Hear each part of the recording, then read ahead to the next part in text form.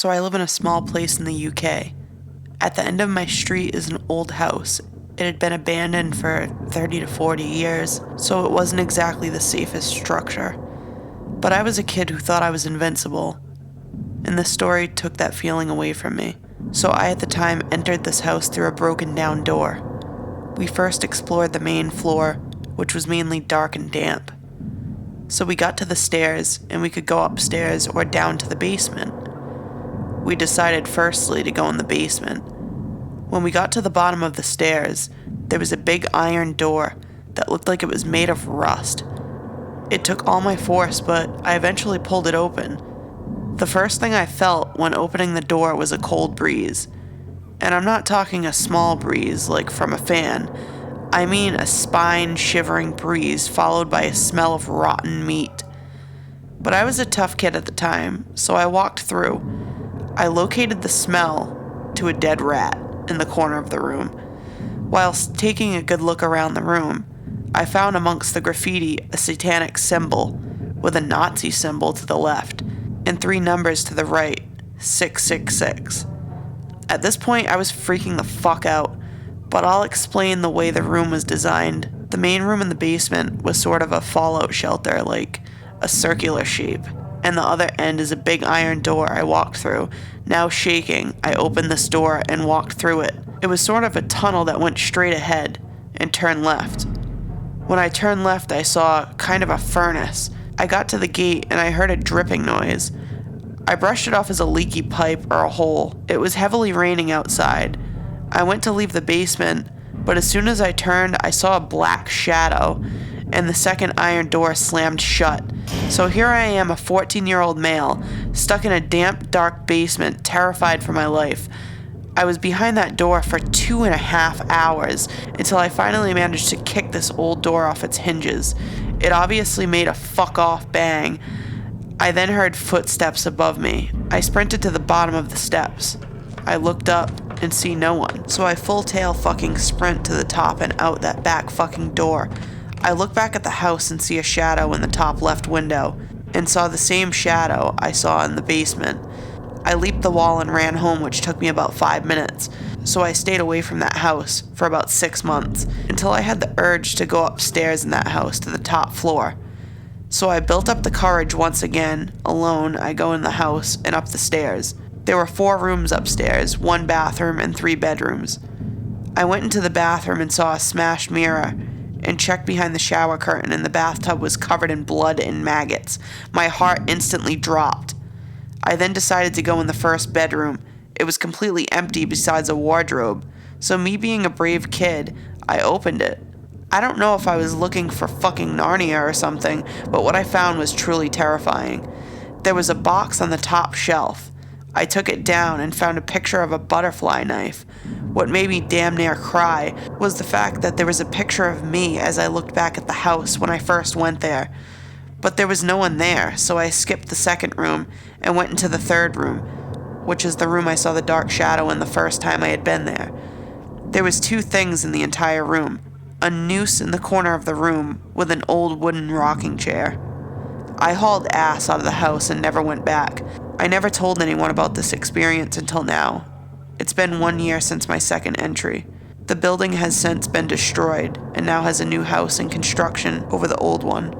I'm so happy that building is no longer there. I'm now 15, nearly 16. I'm doing fine, but even writing this, my hands are shaking. What could have happened to me if I didn't have the power to kick that iron door in, or if anyone was there during my second visit? Before meeting my now husband, I was drinking a bit and looking for love on the internet. I posted a personal ad with exactly what I was looking for in a mate. A guy emailed me with a proposition of sex for pay. I responded that I would never do anything like that, and not only is it insulting to me, but pathetic for him to contact people with that. He called me all kinds of names and stuff, said I was just crap, a whore, all kinds of junk. It should be over, right? He started texting me. My ad was under a dummy email and my name wasn't even mentioned. He said he was going to kill me, my son, how the hell did he even know I had one, and my parents. He texted me telling me what aisle I was in at the store. I didn't respond to any of this. I went to my mom's house after shopping, and I saw that none of her rose bushes had any petals on them. She said she had no idea what happened. I spent a few hours there and then went to my house. My front yard and driveway were covered in rose petals, the same petals from my mom's house. He texted me a few minutes later asking if I liked his gift. I didn't respond. Thankfully, I didn't hear anything else from him after this. The OP attached the following along with her story. I ran across your ad on Craigslist. I hope you don't mind me emailing you about this, but would you discreetly consider a no-strings encounter if I paid $100 each time we met?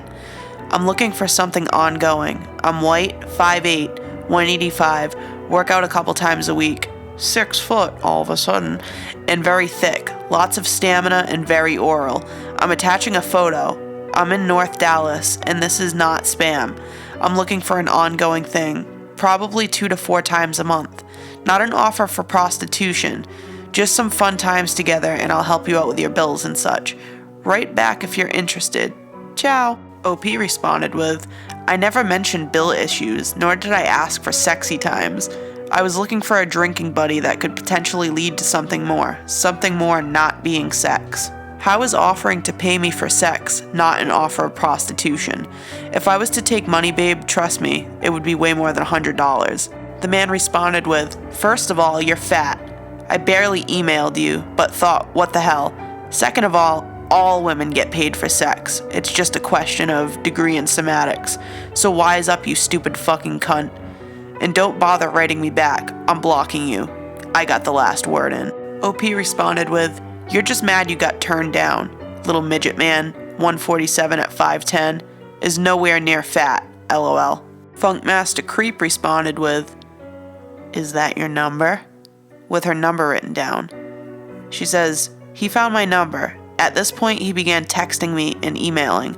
I was no longer responding to his emails. That got him very angry. He sent more emails like, you must think I'm really stupid, you ugly fat-ass fucking cow. Keep pushing me and your phone will get disconnected. Well, I'm waiting. I figured the cops would have been at my doorstep by now. Laugh my ass off at you.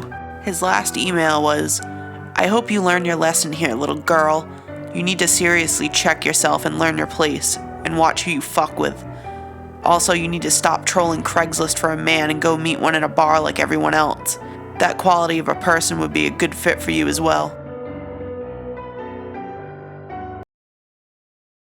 So this story is a little bit older. You've probably heard it. It's a Craigslist horror story. But there's an update, a pretty big update, that I haven't heard anybody tell yet. So I'm going to tell the story quick, and then the update after. A few weeks ago, I had to fly out to a small town I had never been to in order to look for a place to live. I'm moving there in the fall to start grad school. My boyfriend flew with me, and before the trip I researched all sorts of apartments on Craigslist and set up a bunch of appointments. Our first appointment was in the afternoon in this sort of remote residential area. The landlord sounded fine over email and asked me to call him an hour before the appointment to confirm that I was coming. I called. He didn't answer. So my boyfriend and I started walking to the house and just hoped that he would show up. Maybe 10 minutes before the appointment, he called me. Are you coming? He asked. He sounded like an older man and had this very strange, slow way of talking. But I just thought that he was older. Yes, we're in front of the house right now. He got extremely upset. We? Oh yes, my boyfriend's with me. You never told me that you had a boyfriend. You never said that. It had never crossed my mind to have to tell him this information, since my boyfriend would not be coming to live with me. He was just helping me look for apartments on the trip. I told the man, so after a very long pause, he said, I'm sorry, it's just sometimes people don't tell me when they're married, and it surprises me. I'll see you soon, then hung up. I told my boyfriend about what the man had said, and he was immediately weirded out. He wanted to leave, but there were slim pickings in terms of real estate at this point, so I, stupidly, said that we had to stay, in case this place was the place. As we're discussing it, we see a man leave the house we're going to view. This man was young and extremely sketchy looking. He took one look at us and ran out of the house to his car, pulled away from the curb with a screech. Okay, so now we're really weirded out, but this isn't enough for us to bail just yet. And as we look at each other, wondering what to do, the landlord arrives. He's in his 50s, very tall and very strong looking. His eyes are completely blank and empty of warmth or emotion. He slowly walks up to us and says, "I'd shake your hands, but mine are dirty." "What from?" my boyfriend asks. "Work," is the flat reply. He asks us a lot of questions about me, completely ignoring my boyfriend. The entire time he stares into my eyes without blinking. What am I going to school for? What other places am I considering for living? Is my boyfriend moving to this town too? I try to give answers that are as vague as possible. Meanwhile, my boyfriend asks the landlord questions of the same kind, which he refuses to answer. Then he says, "Let me show you the basement." At this point, I should have noped out of there, but I didn't. I kept thinking this was an eccentric old man from a small town. We're city folk, and that we were just feeling paranoid. My boyfriend, on the other hand, wanted out of there, but followed us as the man led us to the back of the house, away from the street, to this sort of detached shed. He opened the door, and we saw that there were stairs leading down into utter darkness. He flipped on the switch at the top of the stairs, and the light didn't come on. Normally the response for this was, "Oh shit, the light's out," or something like that, but he just said, and slowly walked down into the darkness. Then he stood there, without moving in the dark, and said, "Aren't you coming down?" "There's nothing to see if the light's out," says my boyfriend. The landlord just stands there for a long time, then slowly walks up the stairs and closes the basement door without saying anything. He took us into the house. Weird and increasingly creepy things ensued. The front door, the only exit of the house, locked automatically, and when my boyfriend tried to fiddle with it, the man got really upset and told him to leave it alone. He managed to get it open secretly, though. The man kept trying to box us in small rooms, and according to my boyfriend, kept reaching his hands into his pockets, only to take them away, right when he caught us looking. On Craigslist and in person, the man claimed that there was a grad student already living in the house, but the evidence of that seemed arranged. There were neat piles of generic textbooks on the table, but not other things, like a 20-something might read. There was a bowl of fruit on the table, but no other food in the fridge or pantry, or utensils. There were maybe 3 t-shirts in the closet. This supposed grad student wasn't out of town, but the landlord couldn't say what school he went to or how long he had been renting the house. Finally, the man showed us every single room in the house, but one. This one he refused to open, claiming it was just the attic, and we don't need to see anything up there. He gave us several reasons when we inquired. It was unfinished. There was no furniture up there. It would smell bad. The last one I believed, because standing near the door, it smelled terrible. Finally, we made our excuses and bolted out there. The man walked us out, pretending to go to his car to leave, and when we thought he had turned the corner, slowly sauntered back into the house. My boyfriend, fixated on the idea that there was something wrong with this guy, Googled the man that night. We found out 3 things: that he was a pillar of the community, known by a lot of townspeople, that there was no evidence of him owning or managing a real estate company as he claimed on Craigslist, and that he had listed his home address at the very house we had been touring, the house where the grad student lived. So that was the creepiest thing that ever happened to me. Too long didn't read. A man on Craigslist claiming to be a landlord was upset that I had a boyfriend and may or may not have been trying to murder me. Edit/update. After talking to my boyfriend, I've decided to contact Craigslist and the police department with my info. The police said they'll drop by for a check-in, and I'm still waiting on the confirmation from Craigslist. But at least the ad is flagged and should be, hopefully, taken down. Thank you, everyone, for your words. I realize it's been better to err on the side of caution and potentially save other people from harm. If the landlord is really innocent, at worst, he'll be inconvenienced. Second update. Hey everybody, sorry that it's been a few days, but I've been on vacation with my family and haven't heard anything from the police until now. They just sent me a message saying, the information you provided has been reviewed and an investigation is in progress. I will be scanning the papers and hopefully they'll tell me about the results of the investigation, though it's probably unlikely. Third update. Hi all, so the police got back to me about what happened. When they went to the landlord's house, it's still creepy, and what happened afterwards might even be creepier. You can read that update here. A few weeks back, I wrote a post on here about a frightening encounter I had with a landlord in a town I'm moving to soon. Originally, I was just going to post the story for others to experience the creepiness, but my encouragement from the Redditors who read my story and gave their advice, along with encouragement of my boyfriend, I decided to report the landlord to the police. So for the past several weeks, I've been waiting to hear back from the police department. Yesterday, my curiosity got the better of me, and I asked if anything had come of the investigation that they said was in progress. I left a message and they got back to me today. From what I understand, the police used my information to perform a wellness check on the grad student who the landlord claimed to live in the house. The landlord came to the door and told them that the grad student had moved out already, and I think gave them a new address for him. But I'm not entirely sure what went down because the officer was being very vague with me. Anyway, I guess the officer running the wellness check, a woman, still asked to look inside the home because it was protocol to make sure the grad student wasn't actually in there, in need of aid or something. The landlord was very resistant, but had to let them inside. The police looked around and didn't find any evidence of the grad student being there, but she agreed with me that the landlord's behavior was off. When I asked her about the attic and the basement, she paused and seemed hesitant to tell me anything. She said the landlord eventually let them look into the rooms to make sure the grad student wasn't in there. I asked her if she found anything. I think if there's anything in plain view, the police can arrest someone, even during a warrantless wellness check. And she again hesitated and eventually admitted that they didn't find anything criminal, but that there was definitely a strange smell in the attic, along with some carpet bags. I guess they weren't allowed to open those. What chilled me was that she said she went into the basement while her partner waited at the top, and she actually fell down the stairs because half the steps were all broken and strangely ragged, with some of them missing altogether. But there's still nothing down there, nor any sign of a grad student, so the police left. The officer seemed new/young, but really dedicated to her job. I'm not entirely convinced she knows what she's doing, only because of the way she was talking.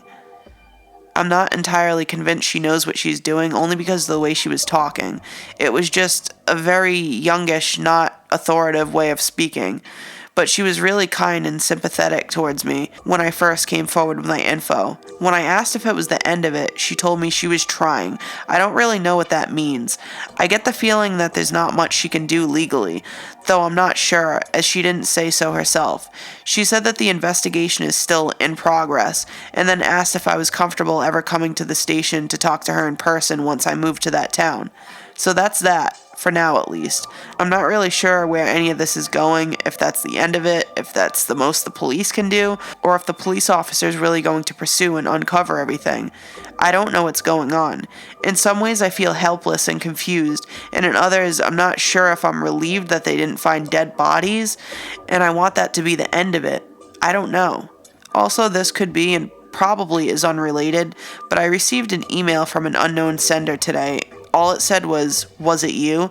Creepy. There was a link in the email that I foolishly clicked on, but my computer's antivirus software caught a virus from the link and neutralized it, as well as destroyed the infected email. I ran more scans on the computer to make sure it was clean, and it was only after that I wondered if the email wasn't just typical spam, but a message from the landlord himself. I'm probably just being paranoid, but that's the update for anyone who's interested. Maybe there'll be more to come in the future, though I certainly hope not. Thanks for sticking with me this far, Reddit. I feel good knowing there are people on my side. You've all inspired me to be the kind person who does something instead of standing back and hoping that there's nothing wrong. Update. I called the police officer and told her about the email. She said it can probably be retrieved, but I shouldn't try to do it myself because I might tamper with it and further destroy it more. She said I could bring my laptop to the station when I move, around a month from now, but that probably wasn't anything. But if I receive any more like it, I should screenshot it and save it. Also, to those asking, my email is not linked to my Facebook, and putting my phone number/email into various search engines hasn't turned up anything about me. So that's that, at least. Thanks everyone for your concern.